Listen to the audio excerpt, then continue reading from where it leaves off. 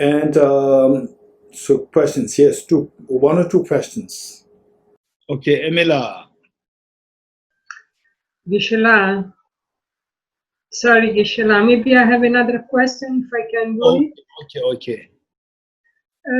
I don't read this question, but I briefly understood. I did not catch the meaning very well, so I need to ask you the question again.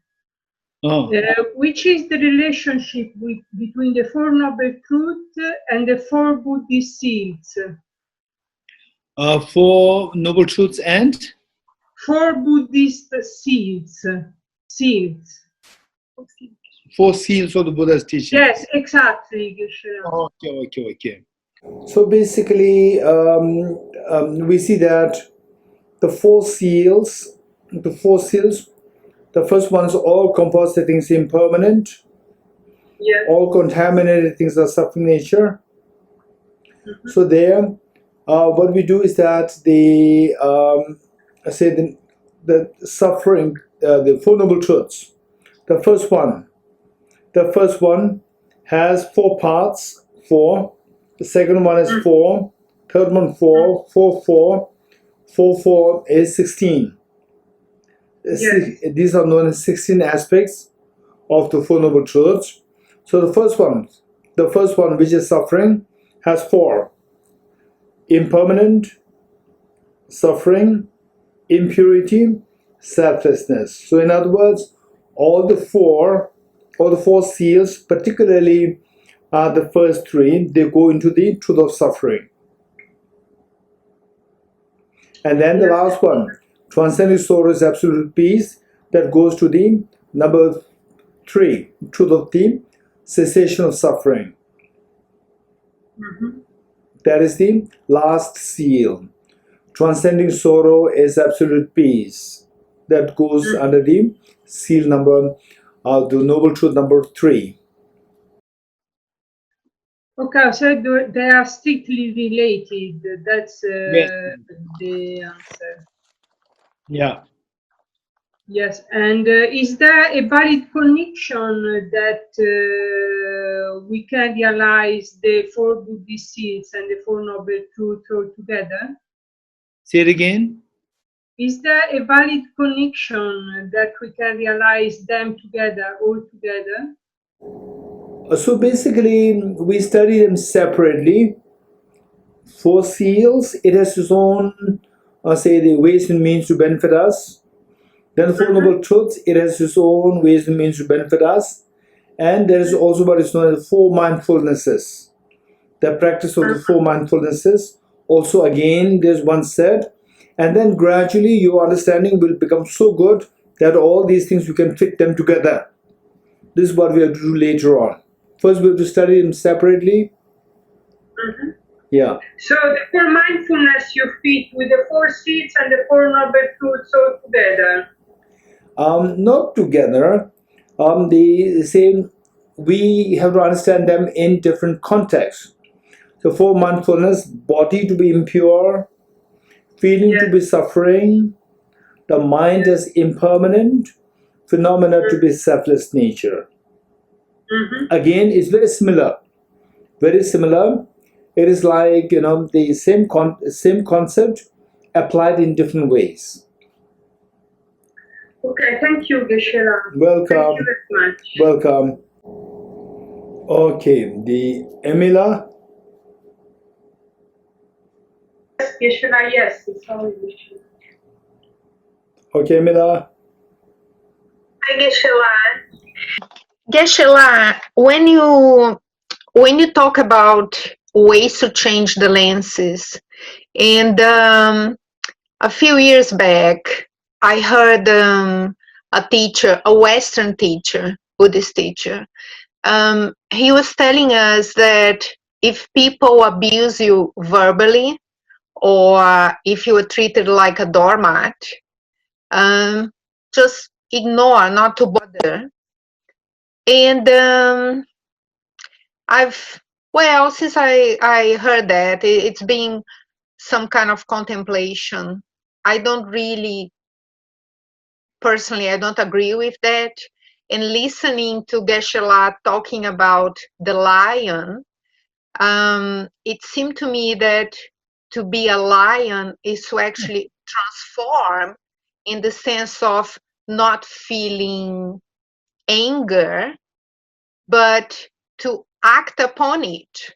So if someone is shouting at you, or if you are being treated as a doormat, to actually not accept, but without allowing that to make you angry, to transform through the 5 steps that Geshe was talking and explaining, but not to just, oh, whatever, because I don't think that's transformative.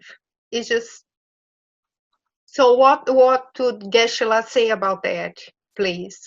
Okay, this is a very good question. Thank you, Emila. Thank you. So before I give the answer, my question to all of you is that you are doing a business. What profit do you want? You want 100% profit, 70%, 50%, 25%? Which profit do you want? Emila, tell me. What profit do you want? Emila? Be very honest. Whatever profit I would feel happy with. Even if it's 25%. Be very honest. Be very honest. Salary. What is the Israeli money? What is the Israeli money known as? I don't know. Okay. Let's say that your salary, the 20 US dollars per month, or 100 US dollars per month, 1,000 US dollars per month, 10,000 dollars per month. Which do you want? Tell me. With the same work. Well, the highest. Yeah, exactly. We should be very honest. This is what I'm saying. So say some people give you say the 100% profit. Some people give you 50% profit. Some people give you only 10% profit. Some people give you only 1%, remaining the person will keep. So then you have to decide. You're getting it? So therefore, one, if somebody treats you as a doormat, then you want that, or you don't want that, right? You don't want that. Instead of the person treating you as a doormat, the person treating you with so much love, affection, respect. This is what you want, right? This is what you want. So now the point is, why? When people treat you with respect, with love, care so much, why do you want that? Because I feel happy. You are getting it? So of the 5, the number 4, feeling. Pleasant feeling is coming. Pleasant feeling. So we are finally looking for the pleasant feeling. You're getting it? So therefore, the point is that when somebody treats you with as a doormat, there are many ways of tackling it. Some where you get so much happiness. Number 1. Number 2, you don't get any happiness, but you don't feel so badly agitated. Number 2. Number 3 is very agitated. Of the 3, you choose what you want. You're getting it? So number 2 is better than number 3. Number 1 is better than number 2. You're getting it? Number 1, where you have so much, the people treat you as a doormat, you feel so happy. This is the best. If that does not happen, then go for the second. If your salary is not 10,000, then go for the 1,000. If not 1,000, go for 500. If not 500, then go for $50. You're getting it? If you don't get this, such a joy, then go for where the agitation is not happening. You're getting it? So therefore, ignoring is like that your agitation does not increase. but you're not happy. You know that this is not the right way to do. You're not happy, but you ignore, but the agitation does not become worse. Whereas if you say that, how dare you treat me like a doormat, then the person will shout at you. Then both of you will become like a fire. So your agitation will multiply. So instead of that, ignoring is better. Now, seeing interdependency, that is the best. Seeing interdependency, then your joy multiplies, right? Your joy multiplies. So, for example, say like, do you know Muhammad Ali? How many of you, okay, all of you, how many of you know Muhammad Ali? Okay, so then you may wonder as to what should I do? Should I go for the say if somebody treats me like a doormat, then I will like to have so much happiness. I don't want to be disturbed. I want so much happiness. Okay, so there we have to know that people, they are not all same.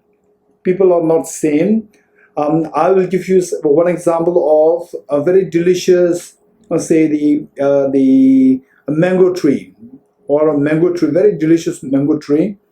Say this tree, some trees are saplings, some are a little bigger, some are big trees.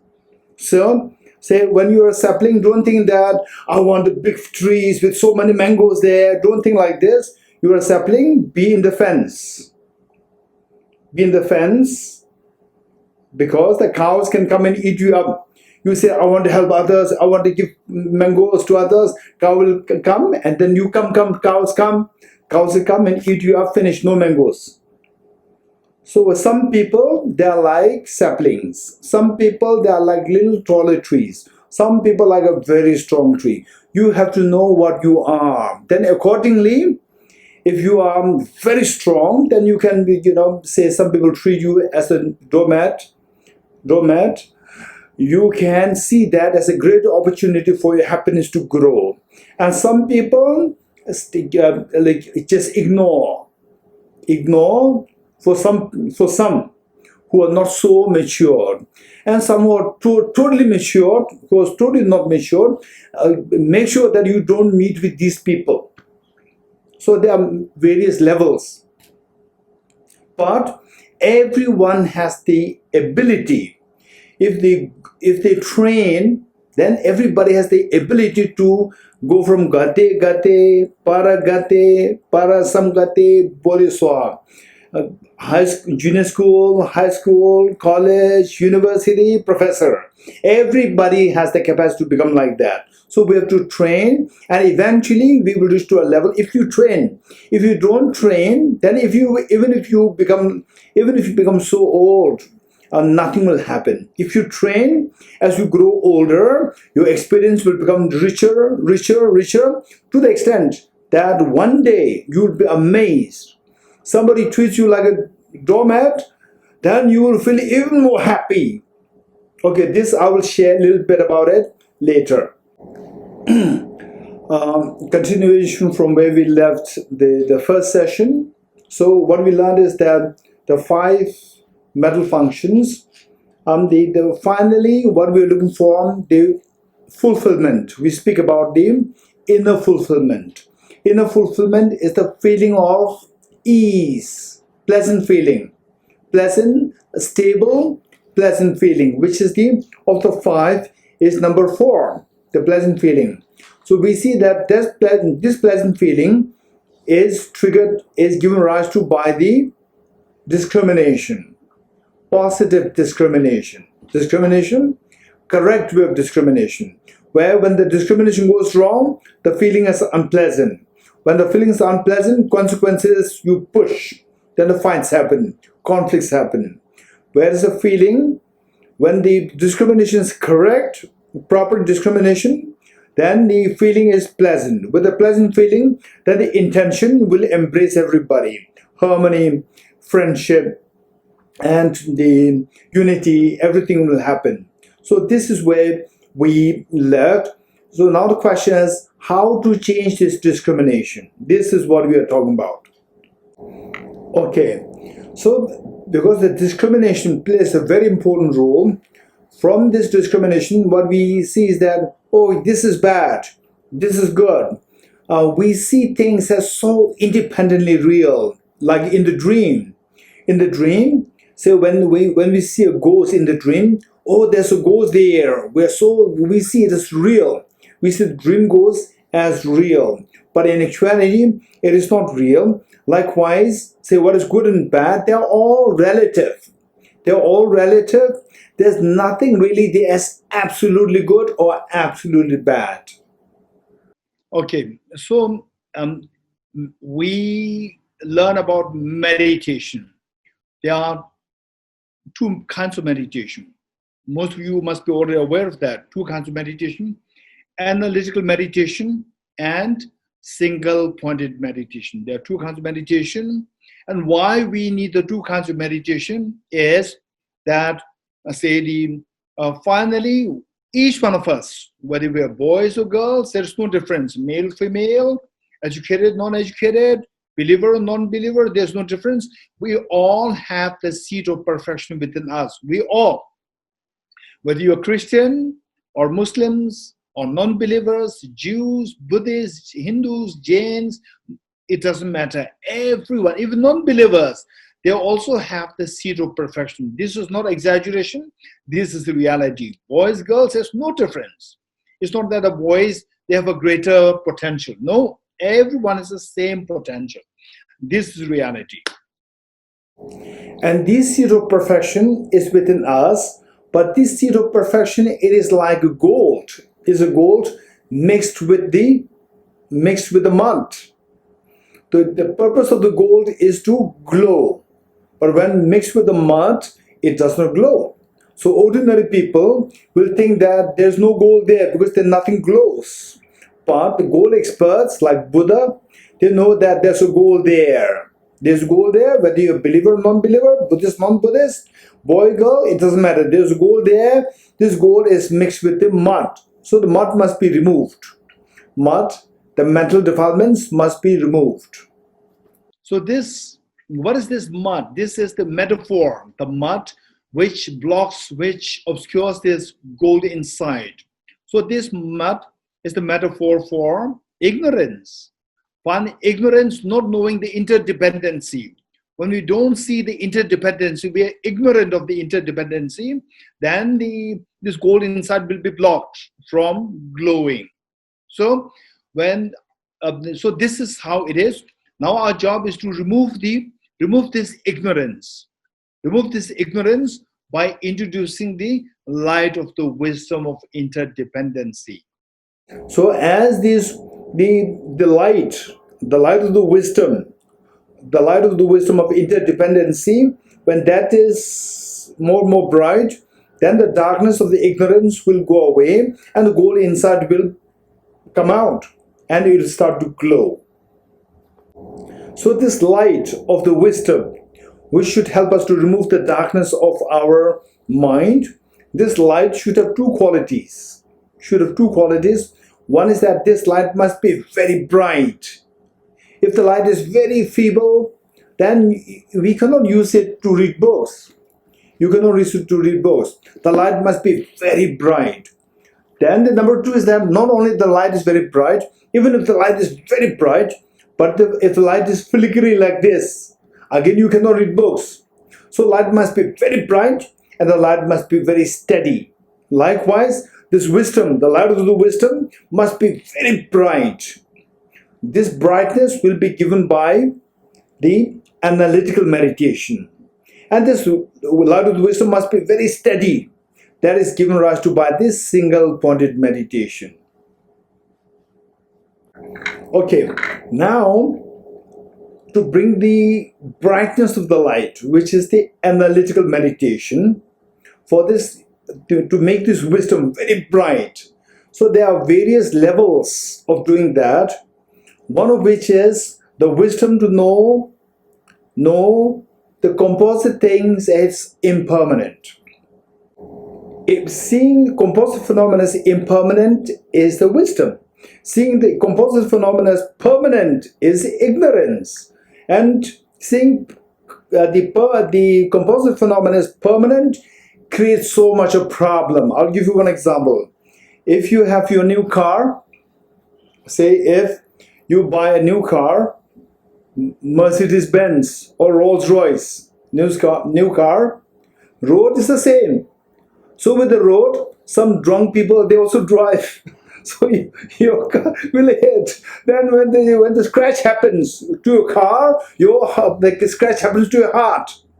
Scratch happens to your heart because your car, in your mind, my car is a Rolls Royce, it's Mercedes-Benz. It should be permanent. You should have no scratch. When the scratch happens, then your heart, the scratch happens to the heart. This is a problem because you think you misconceive the Mercedes-Benz, new Mercedes-Benz, your car, as a permanent. It is not permanent, it's impermanent. If you know it's permanent, it's very easy.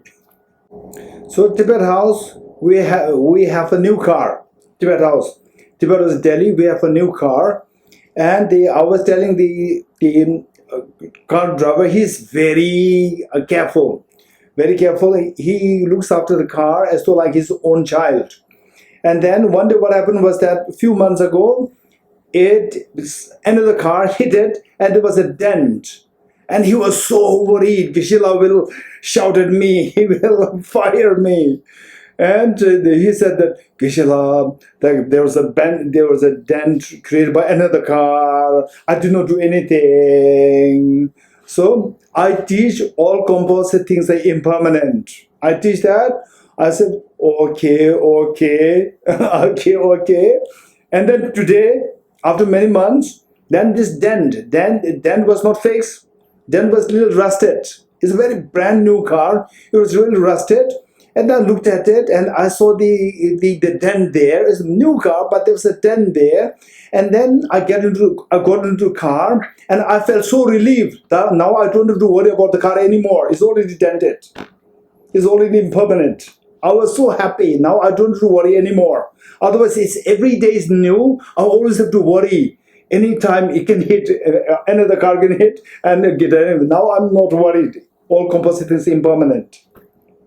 Okay, now, so therefore, to know composite things are impermanent as the reality, the wisdom to see composite phenomena is impermanent, you apply this to all the composite phenomena. Your mind will be so much at ease. When problems happen, your mind will not be disturbed. This is an incredibly great wisdom to keep yourself fulfilled, to keep yourself not into agitation. This is one benefit of cultivating the wisdom. Then the number two wisdom to sharpen your wisdom, to make the wisdom blaze. The number two wisdom is the wisdom to see things as relative, interdependent, relative. Okay, one example, and this is extremely important. This wisdom you can apply to all our day-to-day life experiences. And if you succeed, your life will be very easy. All complications will be solved. Your mind will never be agitated. And although you may come across very challenging times, but your mind will be at ease. This is extremely important wisdom that I will share with you now. Okay, so this is very important. First, I will just share with you the one example.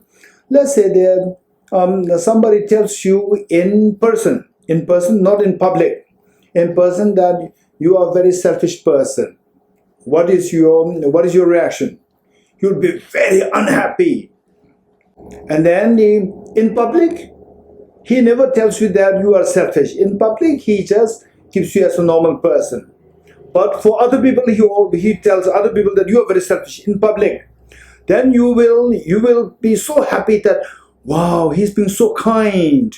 He never insults me in public. He only insulted me in private. See, he's so kind. If he's not kind, he can abuse me in public also. In public, he never does that.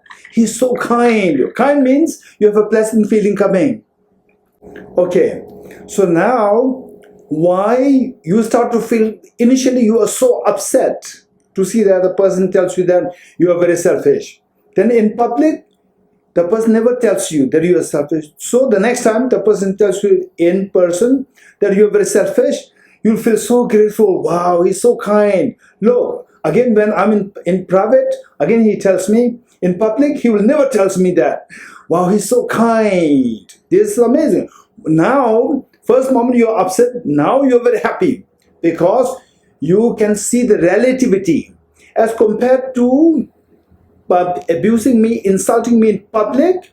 Insulting me in private is much better. It's much better. So you feel much better means, what is the feeling? Pleasant feeling. So therefore, I'm not going through worse. I'm just going through a light problem, not a severe problem. So I'm saved from the severe problem. You feel joy. And if the person scolds you in public, insults you in public, but this person doesn't have the audacity to slap you or kill you, you should be feeling so happy that I'm so lucky that this person does not have the power or have the audacity to beat me in public. I'm so lucky. So with this, what I like to tell you is that any number that you can think of, just think of any number. Okay, just think of any number. Marisala, you think of any number and you tell me what number. Marisala, tell me what number. 21. 21. 21 has a number below that, number greater than that. Any number you can think of, there's always a number which is below that. There's always numbers which are higher than that.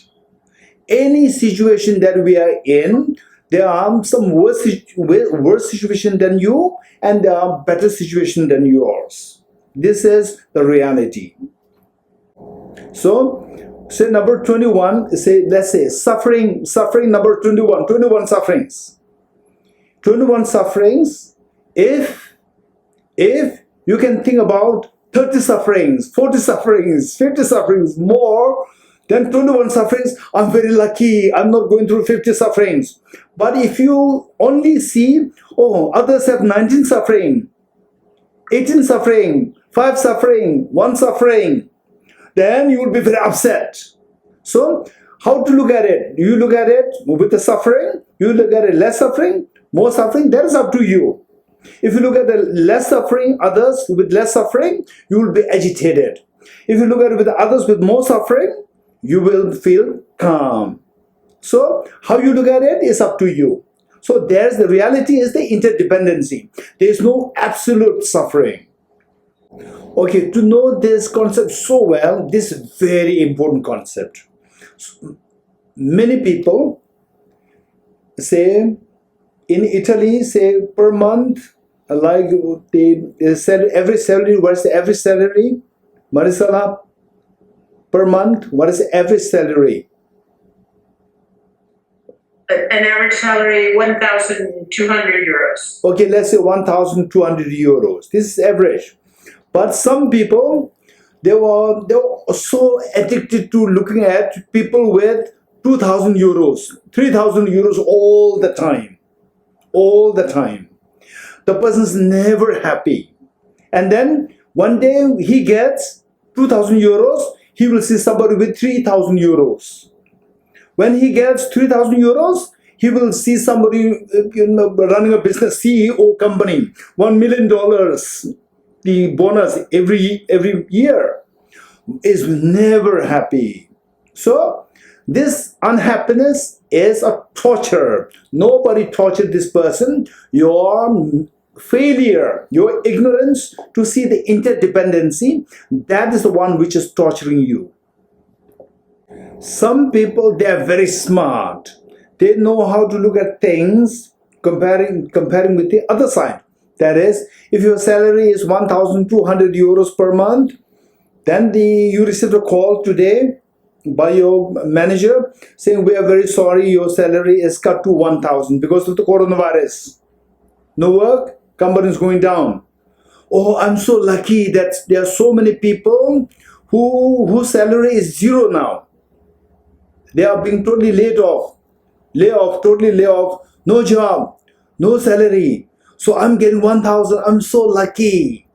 So there's one kind of person who's so smart. They see the same situation with the lens in comparison with somebody who is less, so who gets less.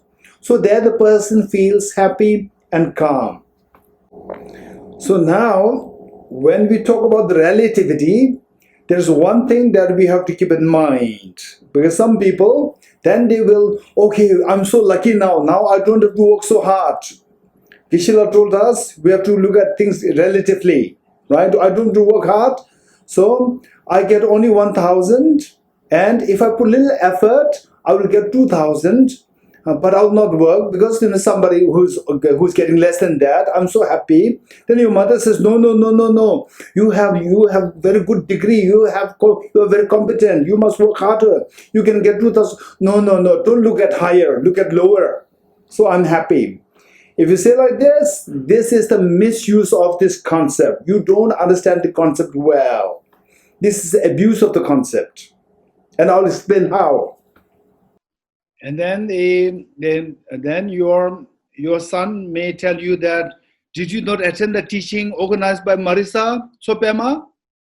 Did you not hear the teaching to always look down and be happy with what you get? Okay, this is where we are abusing the concept, because they say the situation is where, if this is the only way, if there's no way by which you can get better than this, why should you don't get better than this in any ways. Whatever effort that you put, you don't get better than this. So this is already the problem. On top of that, then you look somebody getting higher. This is additional. You get one and buy one free. You buy one and get one free. This is problem. You buy one and then you get one free because you additional added to it. Oh, look at this person. He's getting higher. She's getting higher. I'm getting less. You have two problems. Get one, buy one, get one free. Whereas if this is the only alternative, there's no other way to get the better than this, then fine, why should you torture yourself? Don't torture yourself. Keep yourself happy. How? Don't look up, look down, somebody who's getting less. Then you'll be happy. Whereas if you have the capacity to get better than what you are getting now, go for it. Go for it. That way you will get better and you can have an easier life. Finally, what you are seeking is you are seeking a happier life, not just a 10% happiness. You want 100% happiness. So where you get 100% happiness, go for it. Don't just be happy with 50% happiness. Whereas if there's no choice other than 50% happiness, be happy with that. This is the message. Then number three is how to say you meet with the challenges, you meet with difficulties, transforming the difficulties into opportunities. Okay, we have all been to schools, in the high schools, we learned mathematics. And in the mathematics, the teachers give you problems. The problems, you are not paying money for the teachers to give you problems. But this is what you're doing. Teachers, they give you problems and you pay money. Why problems? So this is known as a problem, solving the problems. So the problem is given, you solve it, then you become better in mathematics. So say the one time from Delhi I flew to Pune city, and in the Pune city the host came to pick me up at the airport, and my host was sweating and saying that Geshe is very hot. Then I said, no, you must be joking. It's very pleasant. I could feel the breeze. And the host said, no, Geshe is so hot. Then I told him that, okay, thank you, Delhi. I said, thank you, Delhi. Because Delhi is so hot that wherever I go in the world, everywhere I travel in the world, I could feel the breeze. I feel so happy for Delhi, for making me to enjoy the whole world because of Delhi. It's amazing. So Delhi is so hot, 47 degrees centigrade. So that allows me to appreciate all the other places in the world. Everywhere I travel, in Roma is very pleasant. In Roma is very pleasant. Everywhere I travel is so pleasant. So that transforming the adverse situation into the path or into the opportunities. Okay, the last. Okay, now as we grow from the impermanent, as you grow next, it becomes more and more complicated. Now the last one is very complicated, is very rewarding. Let's imagine that we are in the same hall. So now this, instead of online, we are having a real teaching happening in Roma. In Roma, and we're all in the same hall. What I did is that from the laboratory, from the virus laboratory, I put this pen on the coronavirus, and I bring it to the hall. What will you feel? You will always be scared. You will all will start panicky. Okay, one. Then the next day, I tell you, this is the first day. Then next day, I come and I just raise my hand like this. No pen, nothing there. I said that I have a pen with full of coronavirus up there. Full of coronavirus in the pen. Would you be scared? You will not be scared. But the first day, you see that I put this pen on the coronavirus, and I bring it like this in the hall, teaching hall. Then everybody will panic, will run away. But on the second day, I did not bring any pen. I just put my hand like this, say that, okay, I have a pen here, and this pen on the top, there are so many coronavirus I brought from the virus laboratory. You will not be scared. Okay, I tell you why on the first day you are so scared. Why in the second case you are not scared? Tell me. Okay, my question to you. Somebody has to give me the answer. Somebody has to give me an answer. Why on the first day when I bring this with the coronavirus, you saw me putting this in the coronavirus dish, and then so much I bring it, you become so panicky. On the second day, I said that I have a pen here, and with the coronavirus, there's coronavirus there, you're not scared. Why on the first day you are so scared? Why on the second day you are not at all scared? Why? Anybody, yeah, just one person, give me an answer. Anyone? Yes, Carmen, what did the director say? Placido said, because we cannot, in the second day, during the second day of lesson, we cannot see any pen in your hand. Okay. So we are not scared. Okay. Thank you. This is the correct answer. In the second case, there's no pen, there's no coronavirus, it's just imagination. Whereas the first one is real. So imagination means object, and your mind is a subject, object and the subject. Imagination means it's coming from the subject. Real means coming from the object. So when you see it is subjective, then the fear dissolves. When you see it as objective, then the fear arises. Thank you. Okay, for example, say in the dream, when you see the dream as real, the dream ghost as real, what is the outcome? Outcome is so much of fear. When you wake up, when you see the dream go, oh, it was just my dream, the fear dissolves. So seeing the dream ghost as dream, this is the wisdom, and the outcome is the fear dissolves. And seeing the dream ghost as real is ignorance, and the outcome is fear. Seeing the dream as subjective, the fear dissolves. Seeing the dream as real, the fear increases. Seeing the real coronavirus, you panic. Seeing just the imaginary coronavirus, no panic. Panic dissolves. So therefore, seeing everything as subjective, that is the final answer to all our the fears of life. So therefore, the last one, we 24/7, we see everything as objectively real, nothing as subjectively real. So that is the darkness or the ignorance which is responsible for attracting all the miseries. Now, if we can dismantle that, by seeing everything as subjective, like an imaginary coronavirus, all your fears will dissolve.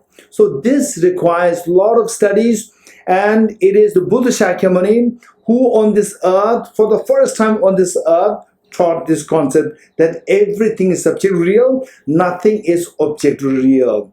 This requires a lot of studies, reflection. If you do that, we will succeed, no doubt. And our miseries will come to an end. This is the meaning of the fourth seal. Transcending sorrow is absolute peace. So from this, what happens is that now, with these steps, seeing composite things is impermanent. Then the seeing composite things impermanent. Then the seeing things in relativity. Then seeing things as opportunities, seeing challenges as opportunities, and finally seeing everything as subjectively real. So with all these things, what we are doing is that we are changing the discrimination. We are rectifying the discrimination. Once the discrimination is rectified, then the feeling will be replaced from unpleasant feeling to the pleasant feeling. With the pleasant feeling, what happens is that your mind, initially it was congested. The mind is congested. When it's unpleasant means your mind is congested. So when the unpleasant feeling is removed, then the congestion is eased out. So this is what the mind feels. It just takes a fresh breath. So this is what happens, where your congestion releases. Congestion is the sorrow. So transcendence of sorrow. Your sorrow is transcended by removing the congestion, it releases. Okay, so before I wind up to invite questions, I'd like to summarize this point here. I'll give you one example. Say that you are in a workplace. You are in a workplace where all the people are so angry, hostile towards you. How happy you are. Then the second one is that all these people slowly leave. All these people leave, and now there's nobody who is hostile towards you. What is your feeling? Then your company boss says, okay, now all the people they left, and then the next day your company boss hires your mother, your father, your brother, sister, uncle, all hired to a company. Now, not only the first phase is where everybody is hostile to you. Second phase, hostile people ran away. Third phase, all the people who love you, they are with you. Which is the happiest?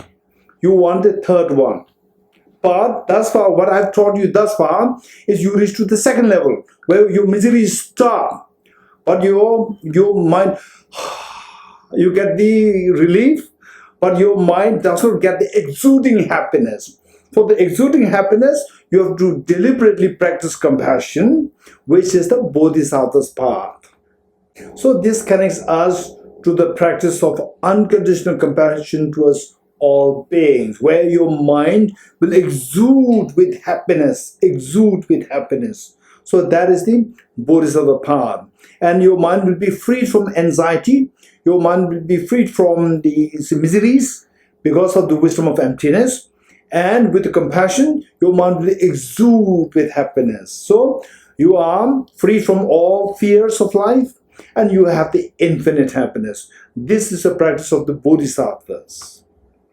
So the summary is that since our birth and today, we are all afraid of the fears. We don't want to go through fears, but we have the fears. Number one, we want to get into fears.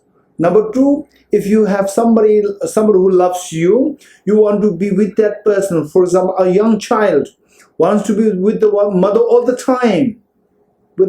time, because the person, this young child wants as much happiness. The child knows that it's coming from the mother.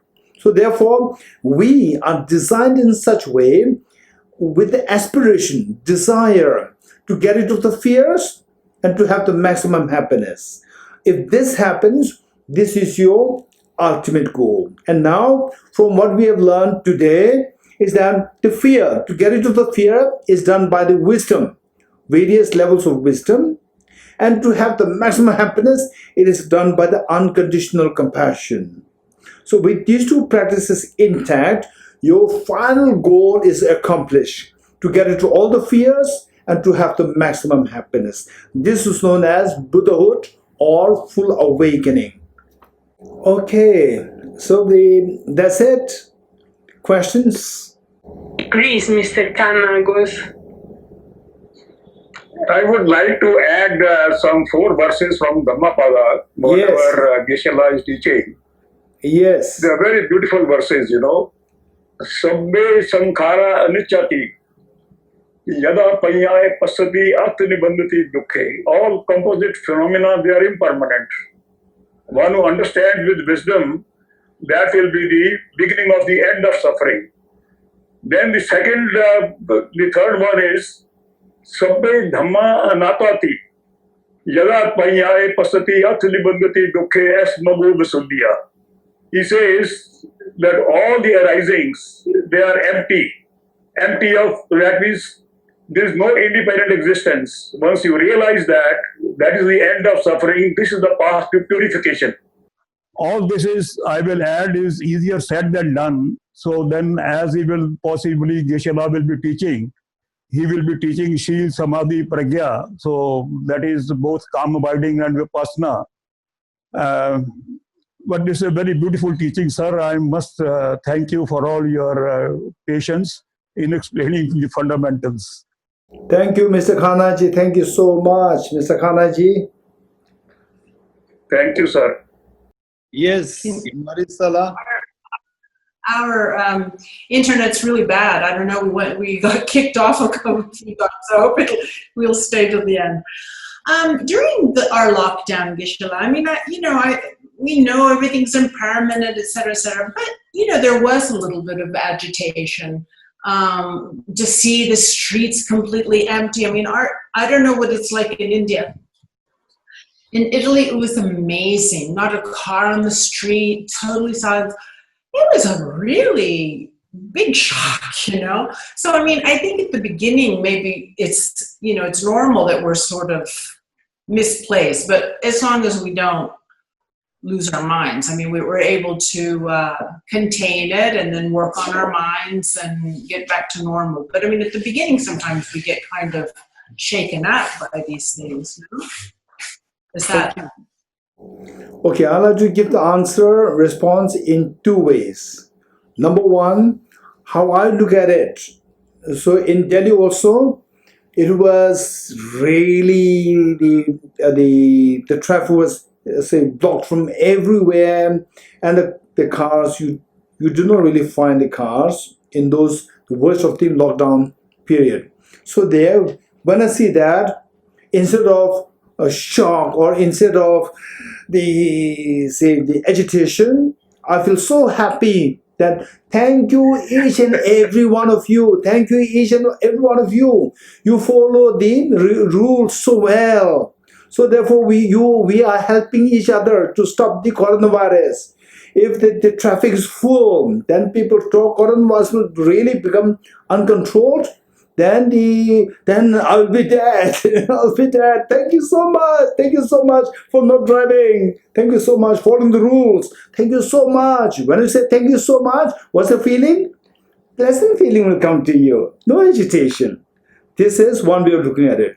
Then number two is that agitations, then the agitations come. Yes, that's true. So let us not forget this sapling. Example of the mango sapling.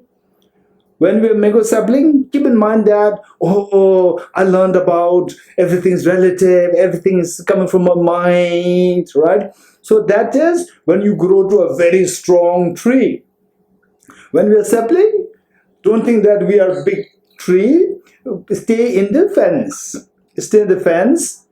So this is to keep in mind that, okay, yes, everything is subjective, but I'm yet to reach to that level of understanding or reflection. So I must study well. I must reflect well. I must seek the maximum benefit of Geshe Sopala. Right? I must seek the maximum advantage of Geshe Sopala and the Geshe-las in Institute Samadhabhatra. Right? I must make the maximum of that, and I must grow faster. So that coronavirus, okay, who cares? I'm not afraid. So this will come later. So these are two ways by which I like to give the answer. Okay, there's one question from Miu Peng. Miu Peng, right? Miu Peng, there's one question which says that if we meditate on impermanence of body, then we'll know any time we can lose part of our sight, hearing, part of the bodies, be insane and lose our life. Then depressing, how to be happy Buddhist. Okay, this is a very practical question. Thank you so much, Miu Peng, thank you so much. Okay, how to maintain, how to be happy person. So let us keep in mind, yes, they say the body, that's impermanent, and eventually say this, at the moment I'm moving my hands, talking so forcefully and like this and so forth, but then one day I'll become physically so weak, and then I can't even raise my hand to say like this. So this is what is bound to happen. This is what is bound to happen. So the more we think about the impermanence, it will make us more depressing. It will make us more depressing. So how to keep yourself as a happy Buddhist? This is a very good question. Thank you. Okay, so now the point is that this reality, as I said earlier, let us not exaggerate things. Let us see the reality. After seeing the reality, still how not to make our mind disturbed, how to keep our mind stable and not disturbed after knowing the reality. So, as I said earlier, if we, for example, say, if I become so weak, right? Say when I'm maybe like 95 or 100, I will be so weak.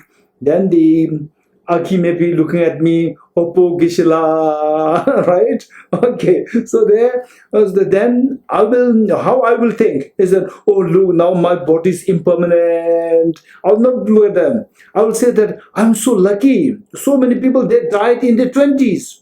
They died in their 30s. They did not see the world. I saw the world. I'm so lucky. This is an indication that I lived long, that I have a full life. I'm so happy. And then meanwhile, earlier, when I was in my 30s, 40s, 50s, I did not waste my time. I was learning how to see everything like a dream. Okay, now at least I could see that even this body is also like a dream. Right? Then I will not be affected. I will not be affected even though the body is like this, but I will not be affected by this physical disability. Seeing that this like a dream. This is very powerful. So the point is that from the Miu Peng's question, that we are not to waste this life. While we are still healthy, physically healthy, try to make sure that we make the most of our time to learn about the emptiness, to learn about interdependency concept as much as possible, and try to internalize this experience so that you reach to a point of development where Now, no external factors can affect you. Your peace, no, even your body can become so fragile, but your mind is never agitated and is always at peace. This is a message from Mu Peng's question. Thank you, Mu Peng. I also think that in modern world, can I say something? In modern world, here and there you hear people like suddenly they receive the news that they have cancer, they have certain diseases. So if let's say I've been meditating, like anytime, any part of my body can be lost, anytime I will have something happen to me. So if one day some mishap happen, or like I receive from the doctor the news that I got cancer, maybe my mind is in a more peaceful state when I receive such how to say, I can cope better. Yeah. I think that is one advantage of such meditation. Yes. Thank you, Mu Peng. Thank you so much. Okay, Venerable Kadia, you like to ask your question here? Venerable Kadia, you have the written question there. You like to ask it? Yes, Okay. Geshe-la, sorry. If possible. If nobody is asking, I will ask another question. Possibly, No, you yes. have a written question there. Okay. You say that nothing is totally positive nor totally negative. But then, what about some people, as the holistic operators, for example, who speaks during their treatments of enlightened beings and of their levels of total purity and total positivity? Are they able to see the Buddhas? Okay, in fact, I could not follow your question too well. So what I said is that there's no absolute good, absolute bad, but then you can think about some people like what? Some people, like the holistic operators, they are people that does treatments on the body, on the mind. Like in India, there are a lot of them. They do treatments like craniosacral treatment and other kind of treatments. They are like the healers. Yes, exactly, Geshe-la, exactly. But the healers also have problem. They also die. Yes, this. Healers, they also have problem. Yeah, they also have to get money from the patients. If they have no problem, what do they have to charge money? So I mean, Geshe-la, sorry if I interrupt. I mean, is there any being? The Buddhas, for sure, are totally pure and totally positive. That's what I mean. Okay, right? Very good. In fact, anybody who is able to see that there's no absolute happiness or absolute suffering, these are the beings who transcend the likes and the dislikes. Those who transcend the likes and dislikes, they are freed from miseries, right? So they are were trapped in likes and dislikes. Oh, this is good, this is not good. They are still in samsara. So one has to transcend the likes and the dislikes. Also the positive and the negative then. Exactly. One has to, in other words, say for example, say with those people with the those people who have this the dirty lens, don't tell them there's no happiness, right? If you tell them, then what's the point? Why then we'll continue to suffer? No, there's a happiness which transcends the happiness. There's what is known as a transcendental happiness. Okay, for this we have to understand emptiness. If you understand emptiness, even the emptiness of Buddha. Yes. You're getting it? So this is a concept which usually there's one as there are medicines are to help us, right? Venerable Katia? Medicines help us, but keep the medicines out of reach of children. Yes. You're getting it? So some concepts are there which are very sophisticated that the ordinary people cannot understand it. So these concepts we don't touch too much because they are the medicines to be kept out of reach of children. Okay. This is a very precious concept, yet so therefore some teachings kept are treated as confidential teachings, for the reason that these teachings, if you give, for example, say the emptiness concept, it is said that don't teach emptiness to anybody at any time.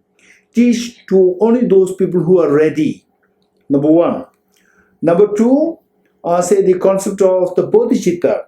Bodhicitta, the method of equalizing and exchanging self for others.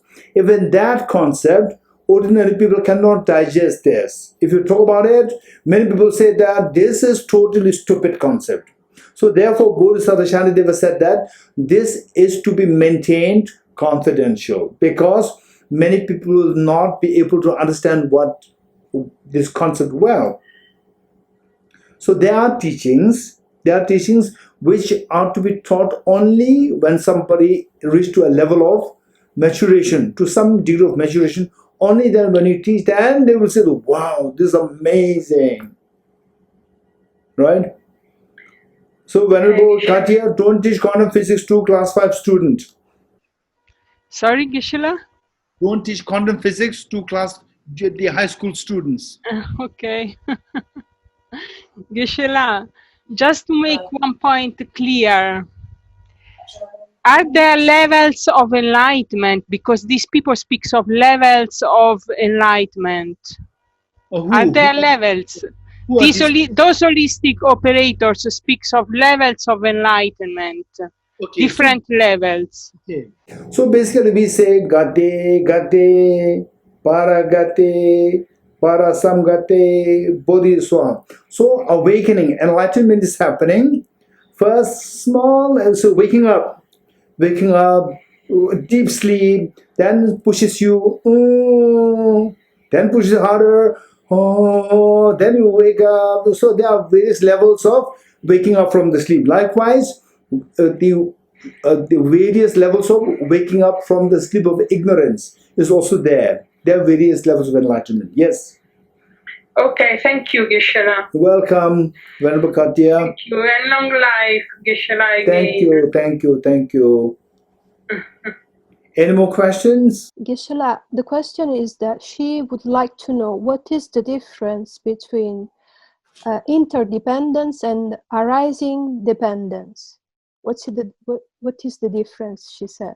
Oh, this is a very good question. Thank you. Interdependency and dependent arising, or dependent origination. Dependent origination, in fact, interdependency, the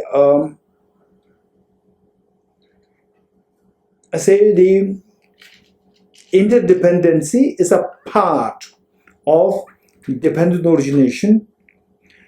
Under dependent origination, there are three kinds of dependent origination, and interdependency is one part of it, which is the very subtle version, the subtlest version of dependent origination. Dependent origination has three levels. One is causal dependent origination. The results depends on the causes. This is very gross. Then the wholes dependence on the parts. This is also the relatively the grosser. And then finally, interdependency, or dependent origination by mere mental imputation, or interdependency, that is the subtlest. So that is the one part of dependent origination. Emila? Can I ask a question? Yes. Thank you, Geshe-la. Geshe-la, when talking about discrimination, on the Vajrakata Sutra, when it says, if a bodhisattva engages in discriminating a sentient being, he's not to be called a bodhisattva. Is this discrimination talking about the discrimination of seeing everything as objectively real, which means there is still discrimination, or does it mean to just let go with any type of discrimination, subjectively, objectively? Okay, Emila, what you said is the answer. that discrimination, objective discrimination, that is to be stopped. Okay, Carmen, that's it now. Marisala, Yes. that. I guess that's all. I shall have no other questions then. Okay. So Marisala, thank you so much, Marisala, and all your teams. Thank you so much. And Geshe Subala, they said all of us make sure that Geshe Subala is not resting.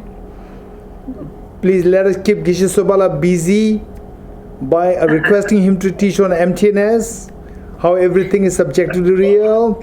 And our director of Institute Samadhi, thank you so much. Geshe Wanchuk sent his greetings to you. Thank you so much. Thank you. Thank you. Please give my regards to Geshe Wanchul also and all the monks there. And our brilliant translator, thank you so much. Thank you so much, Geshe. Thank you. From my experience of translation, I can see that you are doing an incredibly great job. Thank you so much. Thank you. And thank you, each and every one of you. Thank you so much. Thank you. Thank you, Geshe. Thank you, Black Eagle. Thank you, Carmen. We're all so happy. Thank you so much, Carmen. Thank everybody. It was wonderful. Thank you. Thank you, Geshe. Thank you. Thank you. Thank you. Bye-bye. Bye, Geshe. Grazie, Carmen. Grazie, Carmen. Thank you. Thank you. Okay. Anna Tinjurumala, who is this boy? That's my nephew. Nephew. What is his name? Artyom. Arkam. Arkam. Nice to meet you, Arkam. And Hamula, give my regards to your Mumula. Thank you. Yeah. Okay, Shweta ji. Shweta, bye-bye. Okay, Venerable Katia, bye-bye. And each and every one of you, bye-bye. Bye, Geshe.